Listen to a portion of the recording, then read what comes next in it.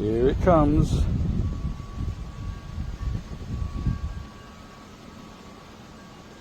The pool is 4 feet on the sides, about 7 feet in the center because it's older, and that tether has plenty of length. Could easily be in probably 6 feet of water and still be above.